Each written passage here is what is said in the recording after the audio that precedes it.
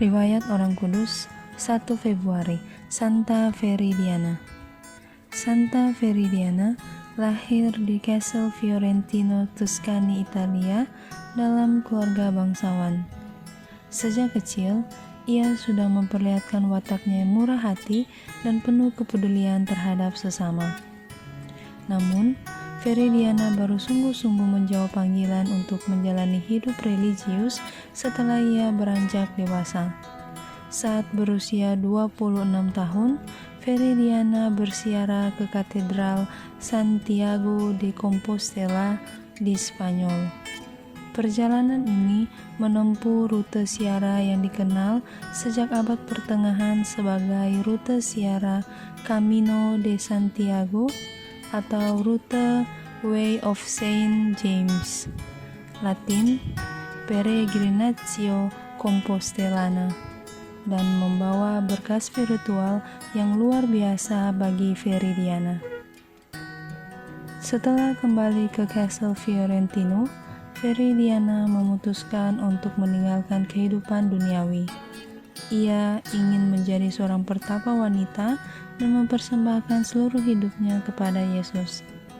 Veridiana membangun sebuah pertapaan kecil di sebelah kapel Santo Antonius Padua.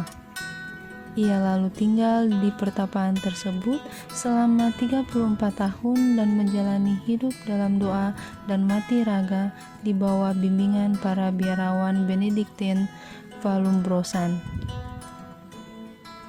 Santa Veridiana sebenarnya tidak tergabung dalam ordo religius manapun. Namun, dalam proses kanonisasinya, setelah 3 abad kemudian, ordo Benediktin, Fransiskan, dan Dominikan sama-sama mengklaim bahwa Santa Veridiana adalah sekularis, anggota ordo kedua biarawati ordo mereka.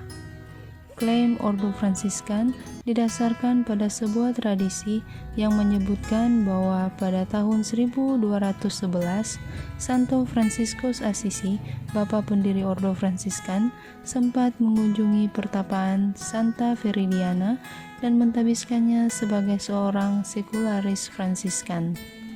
Begitu juga ordo Dominikan, yang dalam klaimnya merujuk pada sebuah catatan kecil dalam riwayat hidup Santa Veridiana. Namun, tidak ada bukti lain yang bisa diberikan baik oleh Benediktin, Fransiskan, maupun Dominikan. Selain tradisi dalam ordo masing-masing dan catatan yang sudah ada yang sama-sama diyakini kebenarannya bahwa Veridiana telah bertapa selama 34 tahun dalam sebuah sel pertapaan yang dibangunnya sendiri. Setiap hari, banyak orang yang datang mengunjungi pertapaan Santa Veridiana. Dari sebuah jendela kecil, Veridiana akan berbicara kepada mereka dan menerima sedekah makanan yang mereka berikan.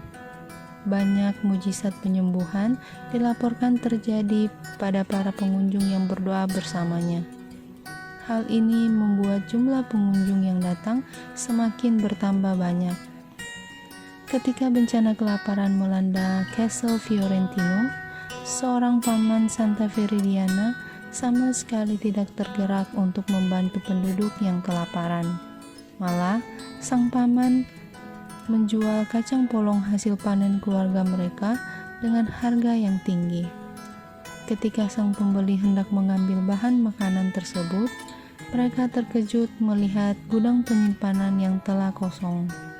Santa Veridiana telah membagikan semuanya kepada para penduduk yang menderita.